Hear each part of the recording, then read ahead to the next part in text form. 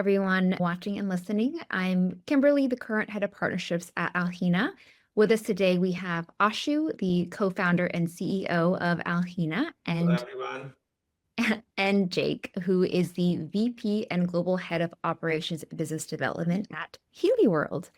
Jake, thank you so much for joining us this afternoon. Just to kick things off, can you share a little bit background about both Healy and your role there?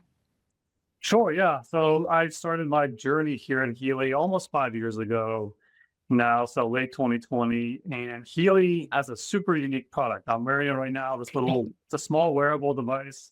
It uses microcurrents and frequencies to help balance your bioenergetic field. Really, these days, people are more aware of, people talk about energy a lot. I don't like the vibe in this room, or somebody feels off with the energy, or something just not quite right. And we have a device here that can help balance your bioenergetic field with many 200 plus different programs, things from your basic stuff that everyone needs help with, energy and sleep and stress management and recovery from workouts and that kind of stuff too. Pain relief also. It's actually considered in the US a class 2, or cleared as a class 2 FDA class 2 medical device. Sorry. But yeah, so it does a lot, and a lot more people are more aware of, again, like I said, how the energy of their environment and their thoughts and that kind of thing affect themselves and their health and that kind of thing too.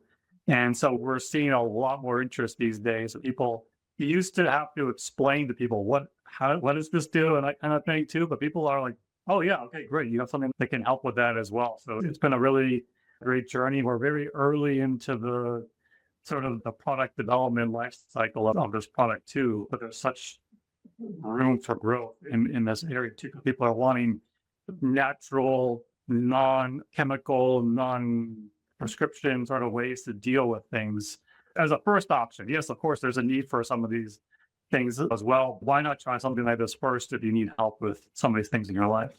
Yeah, that's fascinating. In your personal life, like what have you found to be the most like effective or interesting or impactful uses for it? Yeah, so I actually run a lot of the stress programs. There's a lot going on. We're trying to really to push and transform the company and put it in the best position for the future as well. There's lots of changes, lots of new things as well. I like to run stress program. It's more of it helps just relax, basically. This is put it that way. Help yourself relax, wind down. I like the energy programs that we offer too. We have a lot of great programs there. We have a separate category called learning, where it's just memory, concentration, that kind of stuff too, which helps during pre-meetings and that kind of thing also. And yeah, so the recovery ones too, to run some of these like regeneration programs after a workout and that kind of thing. So. And by the way, for all the listeners, we talked about it before the recording started, but Jake's background is not virtual. It's a real background that he built, and it looks... I spent a month of my life, 4 weekends in a row, building this thing behind me, and it came out well. And yeah, so it's funny these days because most of the time I have my Healy virtual background. I'm like, no one's seeing this thing that I put Bare hands. Yeah. That's awesome. You mentioned just a lot of new things happening and this being a very transformative time for Healy. Pivoting a little bit to the customer service piece, Healy operates in over 50 countries, which is incredible reach. How does that global scale influence how the company approaches customer experience? I imagine delivering consistent support across so many regions and languages can be challenging. Yeah, it has been a huge challenge. When Healy first launched, the growth caught everybody by surprise. It really wasn't prepared to handle the number of devices sold, the number of customers, the number of questions that come up and that kind of thing too. And it wasn't all at once. The 55 countries over time that started in the EU region, some of the markets in APAC, and then the US, then Canada, Mexico, Colombia, that kind of thing too. So it's been a couple of countries or regions each year, and each region, there's not really one way to provide support globally because each region has their own different contact channels and preferred methods and that kind of thing too. We've adapted our systems the best that we can internally too. And Healy, for the most part, only a couple of the markets actually offer inbound phone support. So the majority of this is through support tickets or through live chat also. So that's why we're looking for an AI solution to automate some of these things. Since that applies to all of our regions, that's where we can have the biggest impact as well, too, especially with the real-time instant translation. Really, there's no need for setting things up in different languages for each country when you can just have one source document that can just benefit everybody around the world. Mhm. And so it sounds like scaling is a matter of taking things strategically and slowly. Before you brought on Alhena, was there a specific point where you were like, something needs to change, we need some kind of technology, this isn't working for us? Yeah. So last year, actually, it started in 2023. So there was an internal project to create an AI-enabled chatbot, basically build it ourselves. Yeah. Months went by, and we have a ton of smart people on our team, but nobody on the team is an AI expert too. And you read all these kind of things is that you can build your own, and okay, you look at the numbers and that kind of stuff. Right? We build it ourselves. We can save that much money too. Of course, it's a lot cheaper. And then as the time went by and months went by, without any sort of usable product that we could launch, we got to the point where we thought we were okay. This is it. We're going to test this. We go live with this. We made it live in one of our shops for, I think it was like 15 minutes. And like, it wasn't working at all. It wasn't crashing. It wasn't transferring tickets from the AI agent to live agents. And it wasn't flowing through our system properly as well. So we shut it down. We actually never turned it back on because we couldn't get it to work. And then it's at that point where you realize, okay, yeah, it's cheaper this way, but we have no usable product, so no ROI. But yeah, when your cost is zero and there's no benefit, then okay, we're basically back at square one is what happened. And there wasn't really any sort of great solution coming. You realize there's value in teaming up with a company, a team of people that this is what they specialize in as well, because okay, yes, there's the option to do this on your own, but you miss out on all of the expertise. Okay, if something goes wrong and you do it yourself, where do you go? You're going to end up having to hire anybody on this too. So we found, after working with Alhena, that's one of the biggest benefits too. But the story of how we found them is actually funny. It's, as I mentioned, late 2023, we started this. Into 2024, we had nothing to show for all the work. 9 months of work into 2024 with nothing. And then I heard about this customer care conference called Customer Contact Week, which I guess I've never been to one of these types of events before. I guess this is the biggest one in the world. There's 5,000 attendees and 400 companies exhibiting here. So I, along with one of the members of our team, went to Las Vegas, June 2024, and we show up at this massive event. And being new to these type of events, new to AI, new to this chatbot, and we're like, hey, let's learn. At least the workshops and things that they have there are great. We learned a lot too, just listening to the challenges and how other companies overcame some of the issues that they were facing. You go to these workshops and okay, the exhibit hall opens up, and then you walk in and it's, what do you do with this? There's 400 companies, and pretty much all 400 are saying they can do the same thing. Like that's AI. It's everywhere. And I'm like, it's very overwhelming. Probably to people that are used to it, it's probably overwhelming still, but to someone this is their very first conference in 2024 with AI just exploding everywhere. It was, okay, let's start walking. And it's so we walk into this room, like, okay, I don't know where to go. So we went to the right. A lot of people go to the right when they walk into a room, and so over here. We go to the right, we walk down the first aisle, and the very first company we see is Alhena. And the Ashu's there, Nagendra's there, so the two co-founders. And we started talking to them, and we're like, we actually didn't really want to stop and talk to them because it was like the very first company that we saw. Let's just scope things out first before we start talking to people. But Ashu, he stopped us, and we got into a conversation. We told him the challenges that we were having 9 months of working on this internally. It was super complex from our side because we didn't know how to do this. And we shared a little bit about our set up, the different regions we operated in and all that kind of stuff. And we exchanged contact information. And it was interesting because one of the things that they said they could do was create a demo for us, like a working demo too, which was very important. After having gone through what we did for such a long period of time, but nothing to show for it, it's like, great. Yeah, you guys create a demo for us. That would actually show that this works. And so we moved on. We went and we talked to, I think, 40 or 50 other companies. We didn't talk to all 400, but that was a lot. And then after the event, we narrowed it down to our top 10. Okay, these ones seem like they'd probably be the best fit for our needs for an AI chatbot. And we reached out to them, and Vita was the most responsive. Within 48 hours of us having our first meeting after Customer Contact Week, they had a working demo for us. And that working demo was performing significantly better than what we've been working on for the last 9 months. So it was at that point, it's like, okay, this is the direction we need to go, because showing that when you have the right people that have the expertise and they can take our knowledge base, put it into their platform, and then we can have answers come back that are better than what we can do on our own, significantly better.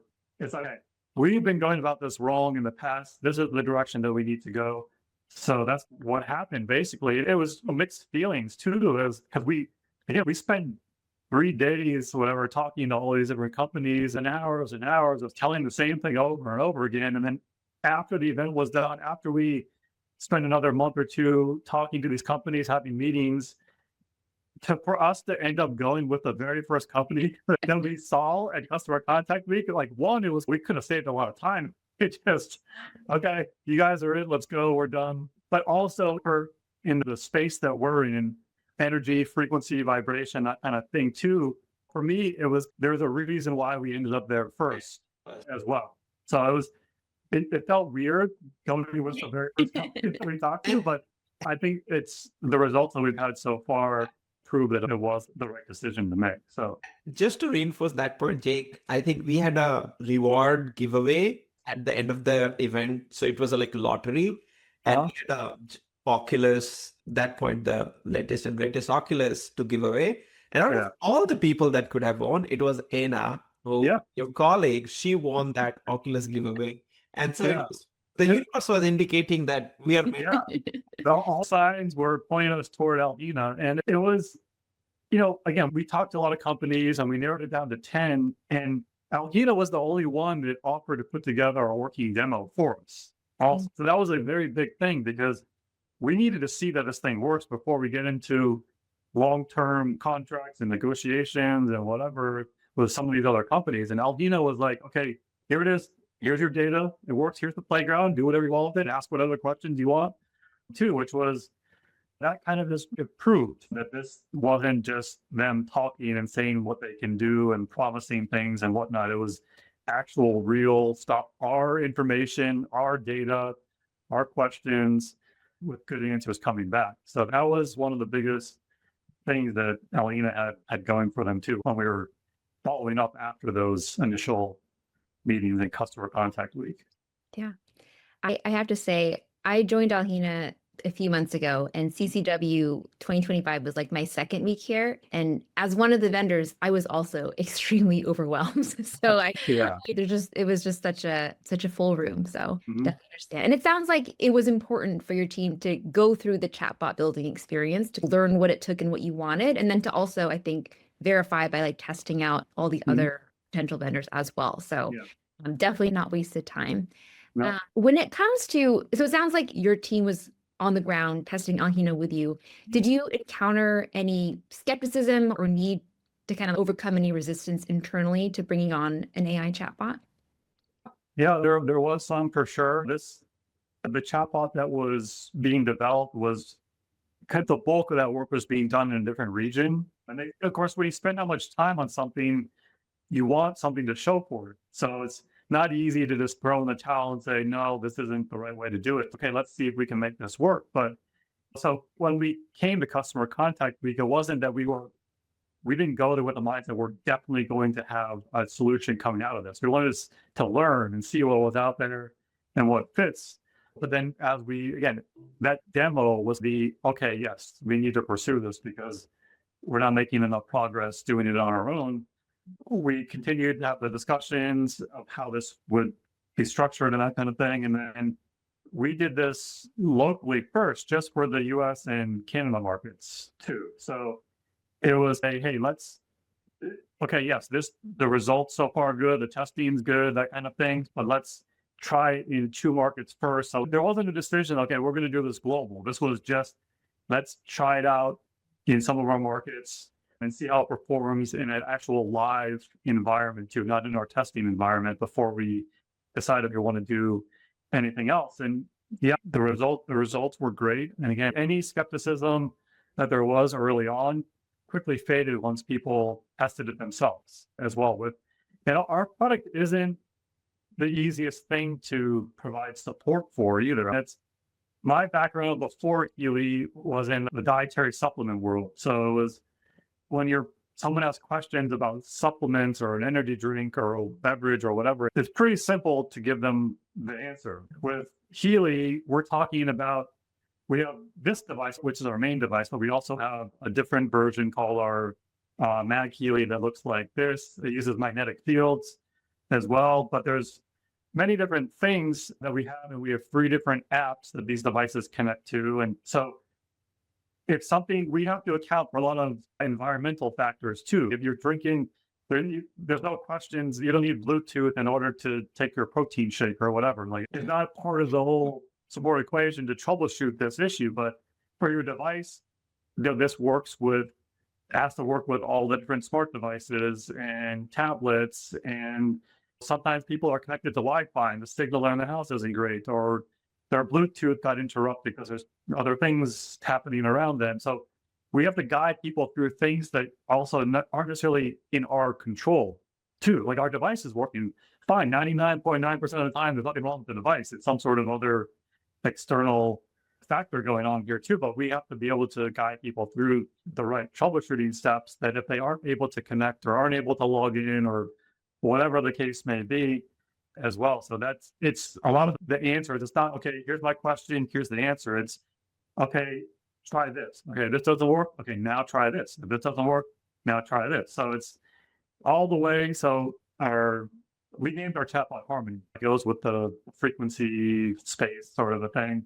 When I refer to Harmony, I'm talking about the Alhena or AI chatbot here too, but Harmony does a great job guiding people through these steps. And then if Harmony gets to a point where, okay, we've tried all the troubleshooting, it didn't work, it'll escalate it to someone on our team if it's during business hours, or if not, it'll create a support ticket and we'll follow up the next day. And a lot of times, if it's more complex, our team then the next day maybe might do like a Zoom call with them to actually see what's going on as well, which is one of the benefits also, because he's filtering out the majority of these simple type things that we have more time to do the more personalized support as well.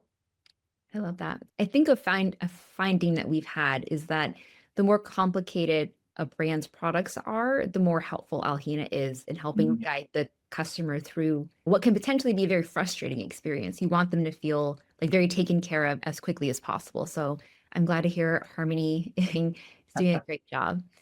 Thinking about the impact that Alhena has had. We know what the numbers are from our perspective from looking at your dashboard, but would love to hear from you what the impact has been from like a deflection standpoint, just like from an impact standpoint for your team.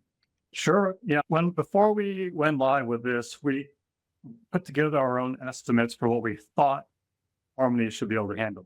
We went through all of our different chat and ticket categories and that kind of thing. It's okay, this is pretty straightforward stuff and this topic and this topic. So should Harmony be able to answer this, yes or no? And we came up with an initial estimate that we thought that around a third, maybe 40% or so of topics that Harmony would be able to assist with. And that seemed like the business case was there at 35 or 40% for sure. That's a large number too. But we found very quickly that once we went live with this, the very first month, we were like already at 40% overall resolution rate or deflection rate between tickets and chats combined. So it's increased over time because we spend a lot of time reviewing feedback, adding to the knowledge base, keeping everything updated to improve it over time. And it's like the chart, and Ashu and I were talking about this a couple of weeks ago, that it's okay, it's exceeding our expectations, but like what's realistic? So what can this keep going to 70, 80, 90%? And so it's answering everything. And I guess probably maybe years from now, sure. But like a realistic, there's certain things we're almost limited at this point by our own internal processes on how things need to be done. Not necessarily that Harmony couldn't support something, but because of certain checks that have to be done from like a compliance side for, I don't know, country changes, or someone that physically needs a device to be replaced, or some of these more unique situations too as well. But we've seen our original goal was 40% by the end of 2025. And last month in July, the combined resolution rate or deflection rate was 60%, 60.1%, which was great. And you look at the trend line, you're like, okay, I can easily see this continuing. It might not be 60%. That was a jump from 50% to 60% month over month. So that was maybe not sustainable every single month. So it could come back down, but the trend line is improving as well. So if we finished this year an overall resolution rate at 60%, we would be thrilled. And to work with Ashu and the team to find a path to 70% by the end of 2026 is where we want to be. And what we're doing this in a phased approach though. Like it was just US and Canada. We launched that in the middle of February. And then we added in our EU shop in middle of June. And then in middle of July, we added it for our Turkey shop. So like the EMEA region's basically covered at this point.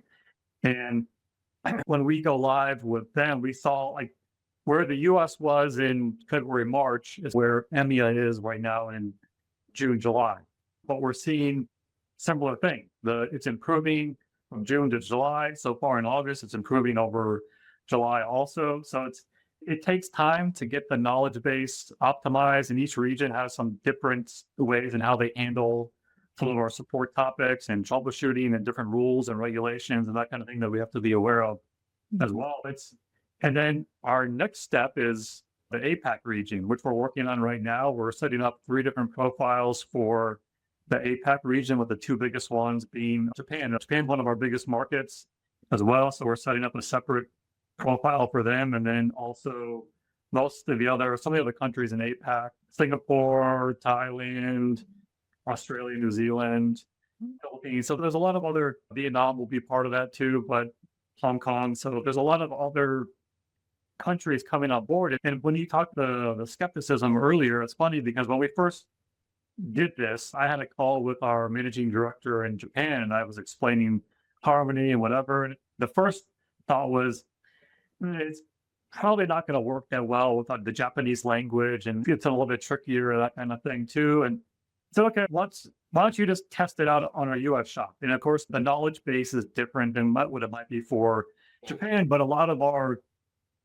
topics are the same no matter which region you're in, because if you're troubleshooting Bluetooth on your device, that's for the most part the same steps no matter where you are or what country. So anyway, him and one of the head of sales there, they tested it out in the US shop, and they came back a couple of days later, and they were like, this is great. They were impressed. They were like, the language, the translation, they're like, they were joking that the Harmony's Japanese is better than their Japanese too. So they were kind of believers after trying it out on the US shop as well. So we're in the process of doing that for Japan. We're planning to launch that at sometime probably second half of September. But it was like they went from, this probably isn't going to be a great tool for us to, okay, let's do this also. So we're going to start slow with them because that market, actually everything is through a support ticket right now. There's not even a live chat option. So going from no live chat to AI chatbots is going to be a bigger adjustment for that team. But and once people see how useful this can be, and from the customer point of view, I get anytime somebody through our own internal customer care platform submits a very satisfied with our Harmony chatbot or a not satisfied with our Harmony chatbot, I get an email with the rating and what if they left a message and that kind of thing too. And I don't get a chance to review all of them, but I like to just see if there's anything that stands out too. Okay. Because I'm almost like cheering for Harmony in the background. I'm like, okay, let's say somebody rated Harmony not satisfying. And I'm like, okay, come on, Harmony, what did you do? What did you do? So I'll go in and I'll click on it and open the conversation log. And I'm like going through it. I'm like, Harmony, you did great. There's no reason why not satisfied. Yeah, because sometimes people they're not satisfied because they don't like The answer. policy or the answer or whatever. Yeah. So you're not going to please everybody with it too. But I love even the positive ones too. We like to check also to make sure that Harmony did do everything correctly also and earned that positive rating. But I just got one today. It was a complicated one from one of our customers that they hadn't used their Healy device in a long time. So they found it again, they charged it up, they plugged it in, and they were having issues. And so this was somebody that hadn't used it since we launched the Harmony chatbot on our Healy shop. And the response that they sent back, this was just this afternoon, they said the answers came back so quickly and were well written and easy to follow. I'm very excited to have this resource. And that's exactly why we wanted to do this. And this is available 24/7. But that's the big thing too. We're not limited to just our business hours anymore. We're trying to staff people on a 24-hour schedule and staff for all the different languages that someone might need to get supported too. That can all be handled through Alhena now too. Jake, I just want to go back to that massive performance improvement in the first few months of Harmony, from 35% to 60% now. And it is one of the largest, most steepest increases we have seen. I want to understand, what did you do? I think one thing is very clear, obvious, the way you're talking about Harmony is you have humanized, you are going probably into the dashboard on a daily basis, but what can you share which can be useful for others and how to make the most of their AI solutions?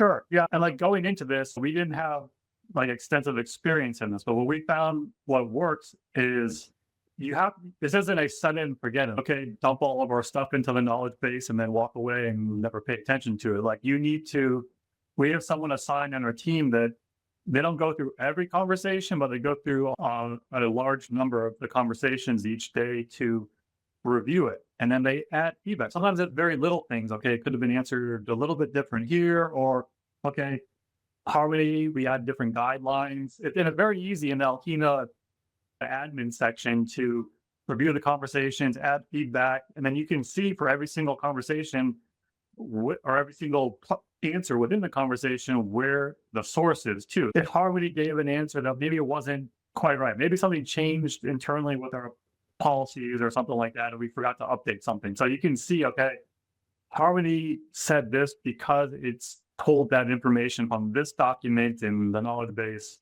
too. So keeping that updated also, like we have different promotions each month on the sales side. And so we pull down the old ones and the first of the month and put the new ones up there as well. And another one of the benefits that we found is that Healy doesn't have some sort of one centralized, one source of truth for all of our data. It's everywhere. And each region has their own kind of way of where it's stored. Like we use all these different resources. Some of our stuff are websites, some of it's PDFs, flyers, and brochures, the app manuals, the product manuals, all of our transcripts from all of our product and app and program training videos. We pulled all those into the knowledge base also. So like you can go ask Harmony right now about quantum physics, and Harmony will answer that. Like Harmony is like the expert in these things too, because how Healy works, the background really is into the quantum physics and quantum entanglement and some very complex topics too. So we had all this stuff, and that was one of the worries going into this, is that we don't have everything in one nice, neat sort of area. We pull everything into the drive that Ashu and the team set up. We put it all in there. We have it organized in there by like types of documents and country specific things and that kind of stuff. But it was very easy to do that. And then, yeah, as we see it working, we monitor it closely. Like I look at it every single day as well, the feedback and the customer satisfaction and the resolution rates too. And it was actually funny. One of the We have incoming chats for a support channel. And then we also have support tickets, which are where people can log into this portal and then they can pick a category and type in the ticket and just hit send.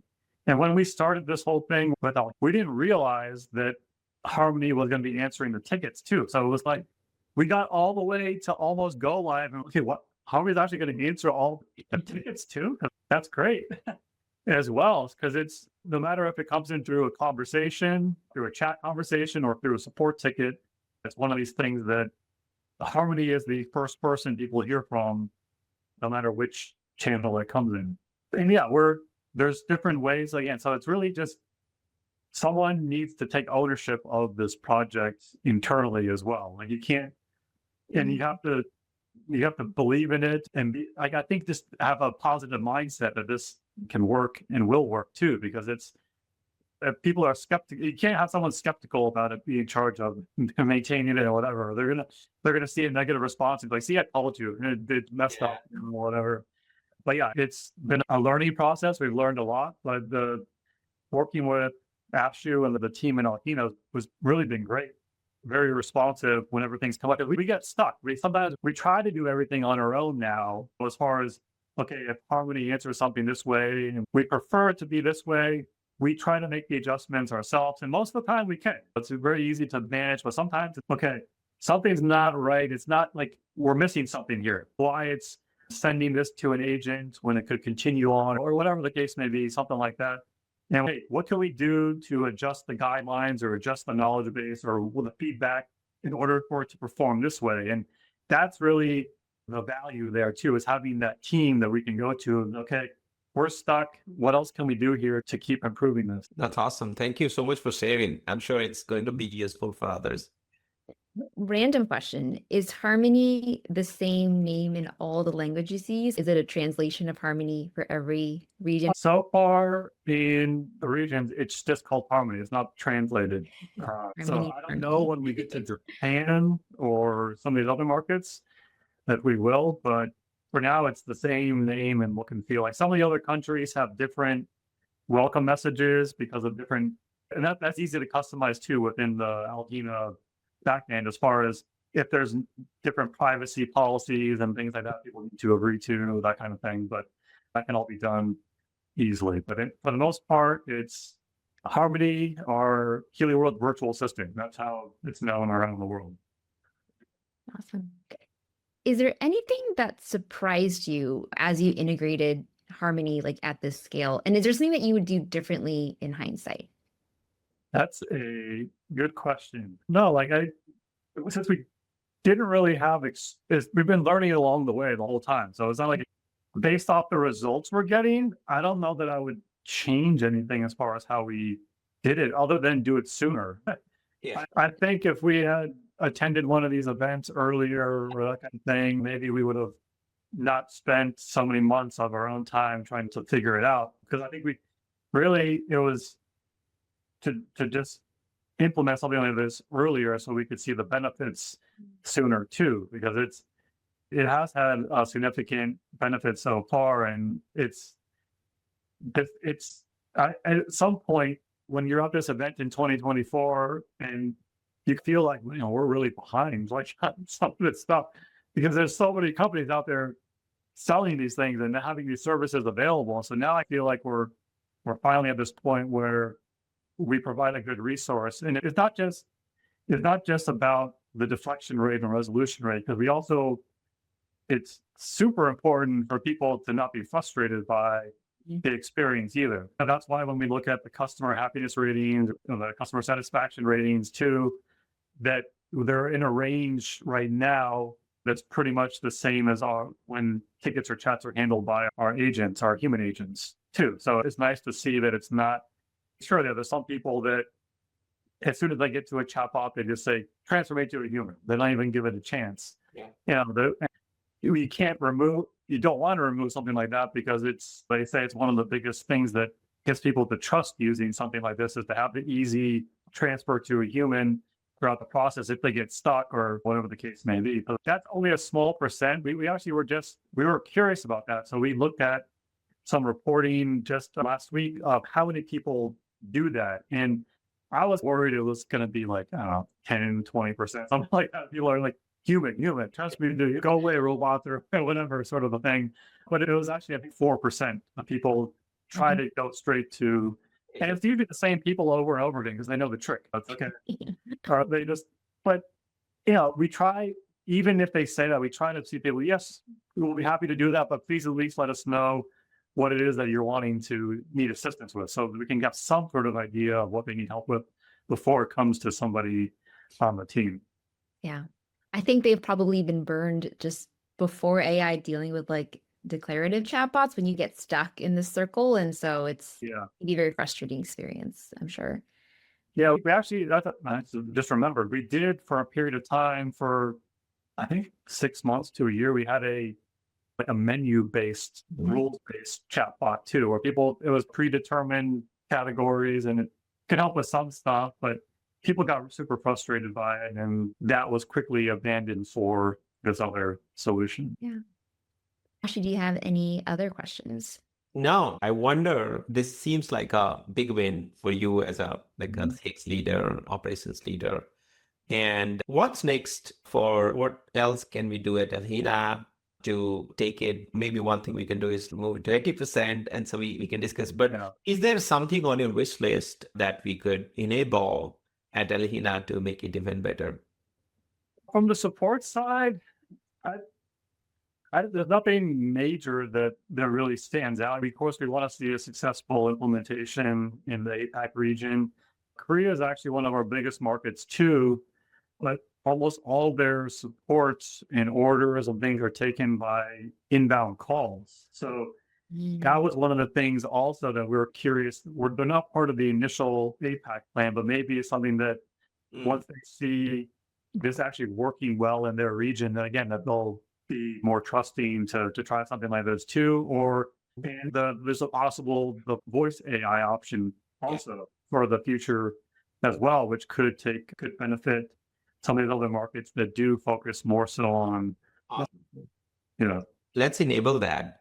And we have voice AI already, and we are actually rolling it out to a few customers, and it turns out to be responding really well. We wanted to fix some of the experiences. I'm happy to show it to you later. One thing I did want to understand is once the initial, let's say, North American experiment with Harmony was done, it generated great results. What was the discussion at the headquarters level to expand it globally? Did you still face skepticism, or it was more about here are the results and let's go and do across globally?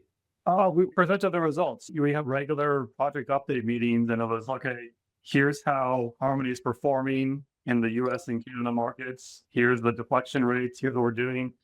And then after a couple of these monthly or every other week sort of meetings, people are like, okay, let's start planning for EMEA. And then once people see there's the fear or skepticism early on that, okay, we're going to launch this and people are going to hate it or something like that. It's going to be frustrating. And once they see that's not the case and it's providing good support, it's a great resource for everybody 24/7, that it just makes sense. Like, why would you not want something like this in your region when it can benefit people, again, 24 hours a day? Because a lot of times people are using their Healys and late at night before we're going to bed, whatever. You can get on to our shop right now and chat with Harmony. And if you're having connectivity issues or whatever the case may be, or maybe just questions about how the programs work and that kind of thing. Nice. And so maybe the trick to winning them over is giving them a demo, let them play with it. Sure. It's good to start in one market and show the results, and then also let people try it out, because that was one of the things early on too, is that, okay, this is live in the shop, go try this out. Even before it's live on our site, we had the playground where we could test it out too. That was really, it's educational too. Like, people can use this to learn. It's not just, I have an issue, I need support. They can learn about the benefits and the features and the science behind the products too. So it's more than just support challenges and that kind of thing too. It can help people have a better experience with their products and be more knowledgeable about the products too. And we actually have not even, we've talked a bit about it too, the whole shopping assistant feature. and Alhena also, which we're planning to incorporate it. We're doing some revamp to some of how our Healy shop works too, but it's for sure something that we're going to incorporate into the flow of the shop once we're ready to. Also, whether it's a shopping assistant that helps guide people if they're between different devices and that kind of thing, product comparisons, the product specific FAQs, that's something that I think will be a big benefit too, because we almost are like, I would say almost fading out our regular FAQ page, because people don't really visit it anymore because they can just ask Harmony whatever they want to. But having, say, like the top 3, top 5 questions on a specific product page, okay, these are the questions that people need to know about this product or are asking to help them make a purchase decision. That kind of thing also with the smart enabled FAQs too is something that we want to explore further. It's just, we've focused on the support side because that's what the original business case was, but there's so many other things that we can do with Alhena. 100%. Yeah. And just to wrap up on then I like to end it with a fun one. And so imagine you are in an alternate universe, you are not at Healy, not in business operations, the customer experience. What else would you be doing? I'd probably be doing stuff like the wall behind me. I enjoy that kind of thing. Really, I think if I was a different path, I probably would have gone down and become like some sort of architect or designer or builder. I like to see things, be involved with the process of seeing something come from nothing to complete structure and that kind of stuff too. And there's some similarities between building something from scratch and seeing it come through and build and expand and that kind of thing too. But like the physical thing of seeing this in person also, those kind of things, it's one of the, it's a lot of hard work and it can be frustrating, but to me, it's almost relaxing sort of a thing. It takes my mind off of some of the other stuff too. But it's hard to say though, because it's one thing to do it occasionally, another thing to do it for a living. So It'll become very stressful. I think I wouldn't be involved with that. You definitely have the skill, at least the kernel of the skills for that. We could see that in a demo of that in your background. Yeah. I did want to say something else. I don't know if you want to include it later, but it was funny when we were back to the initial meeting with Ashu and the team there. We're at this event and they're trying to get people to come talk to them at the booth and whatever. And I think you remember Ashu saying, he's like, I'm not really good at sales. And I got though, because it was not, a lot of these people are so aggressive at these events. It's like, okay, but it was like, okay, yeah, let's go talk to this guy here. He seems like he helps. Yeah, it was much different than going through a lot of the other booths too. You don't have to be good at sales in order to gain new customers. You're right. I think what I've learned is helping people solve their problems. If I know my stuff well, it's less about how I speak or what tactics what psychology tricks I use. It's part of my providing all the information that they need without overwhelming them. That's the main thing. Mm-hmm. Awesome. Thanks so much for sharing your time and your advice, your experience. Really love that.